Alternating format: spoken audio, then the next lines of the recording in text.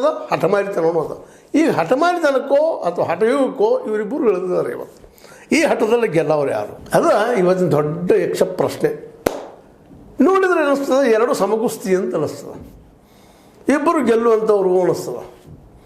ಮತ್ತು ಇಲ್ಲಿವರೆಗೆ ಆಂತರಿಕವಾದಂತಹ ಪ್ರಜಾಪ್ರಭುತ್ವ ಈ ದೇಶದ ಯಾವುದೇ ಪೊಲಿಟಿಕಲ್ ಪಾರ್ಟಿಗಳಲ್ಲೇ, ರಾಜಕೀಯ ಪಕ್ಷಗಳಲ್ಲಿ ಇಲ್ಲ ಅನ್ನೋದಷ್ಟ ಸತ್ಯ ಸಂಗತಿ ಆಗಿದೆ.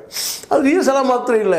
ಕರ್ನಾಟಕದಲ್ಲೇ ಮೋದಿ ಮತ್ತು ಶಾರ್ ಅವರು ಮಾತನ್ನು ಮೀರಿ ಅವ್ರು ಗೆರೆ ಹಾಕಿದ್ರು. RSS ಗೆರೆ ಹಾಕಿದ್ರು, ಬೇಡಪ್ಪ ಮೌನಾಗಿರಿ, ಸಾಕು ಅಂತೇಳಿ. ಆದರೂ ಅದನ್ನು ಮೀರಿ ಇವತ್ತು ನಿಂತದ್ದು ಯಾಕಂತ ಇವತ್ತು ಅರ್ಥ ಆಗ್ತಾ ಇಲ್ಲ.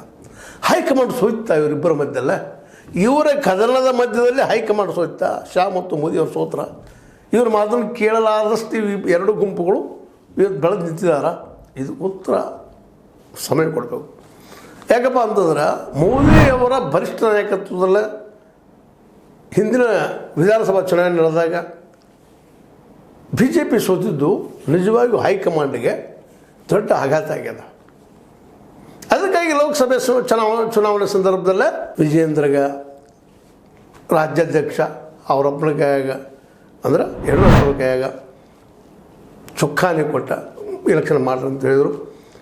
ಅದು ಗೆಲುವು ಇದು ಪೂರ್ಣ ಪ್ರಮಾಣ ಗೆಲುವು ಆಗಲಿಲ್ಲ, ಈ ಪೂರ್ಣ ಪ್ರಮಾಣ ಸೋಲು ಆಗಲಿಲ್ಲ. ಹೀಗಾಗಿ ಇಬ್ಬರಿಗೂ ವಾದ ಮಾಡೋದಕ್ಕೆ ಅನುಕೂಲ ಆಗಿಬಿಟ್ಟು, ಈ ಕಡೆ ಯತ್ನಾಳರು, ಆ ಕಡೆ ವಿಜಯೇಂದ್ರರು ಇಬ್ಬರು ತಿಕ್ಕಾಡ್ತಾರೆ. ಏನೋ ಆರಿಸ್ತಂದೀವಿ 19 ಬಂದು ಇಲ್ಲಿಗೆ ಅದು ಬರ್ತಿರಲಿಲ್ಲ ಅನ್ನುವಂಗೆ ಅವ್ರು ಮಾತಾಡ್ತಾರೆ. ಇಲ್ಲ ನೀವು 25 ಇದ್ದು ನೀವು ಎಕ್ಸಾಮ್ ಎಲ್ಲಿ ತಂದು ಹಚ್ಚಿದ್ರಿ, ಎಷ್ಟು ಕಡಿಮೆ ಮಾಡಿದ್ರಿ ಅಂತ ಇವ್ರು ಅಂತ ಇದ್ದಾರೆ.